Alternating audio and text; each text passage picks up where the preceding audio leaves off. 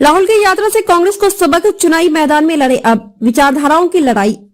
भारत जोड़ो यात्रा इसी महीने श्रीनगर में समाप्त होने वाली है। कांग्रेस इस बात पर जोर दे रही है कि यह यात्रा राजनीतिक नहीं बल्कि विचारधाराओं की लड़ाई है।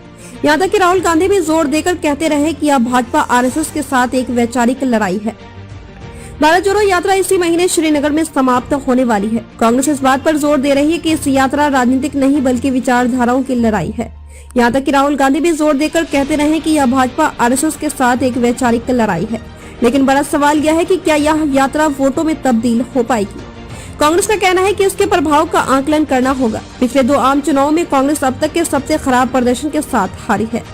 पार्टी महासचिव जयराम रमेश ने गुरुवार को कहा है कि विभाजनकारी विचारधारा से मुकाबला करने और सद्भाव बनाने के लिए भारत जोड़ो यात्रा निकाली गई थी और यह चुनाव जीतने वाली यात्रा नहीं थी। उन्होंने कहा, मुझे लगता है कि हमें देर हो गई क्योंकि हमारा ध्यान चुनाव पर ज्यादा था और इस यात्रा को पहले ही निकाल लेना चाहिए था, क्योंकि यह विचारधारा की लड़ाई है और आरएसएस द्वारा फैलाई गई नफरत के जहर को बेअसर करने में सालों लग सकते हैं।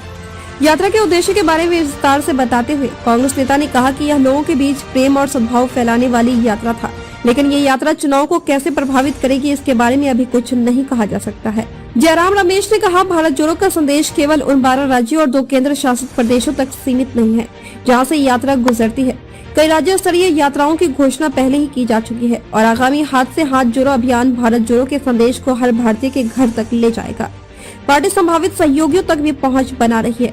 हमने उत्तर प्रदेश में पार्टी ने समाजवादी पार्टी, बहुजन समाज पार्टी और राष्ट्रीय लोकदल और यहाँ तक कि राम मंदिर समिति को भी लिखी। हालांकि कोई भी नेता यात्रा में शामिल नहीं हुआ, लेकिन रालोद और किसान संगठनों के कार्यकर्ताओं ने कांग्रेस नेता राहुल गांधी को अपना समर्थन दिया और पश्चिमी उत्तर प्रदेश में उनकी भारत जोड़ो यात्रा में भाग लिया।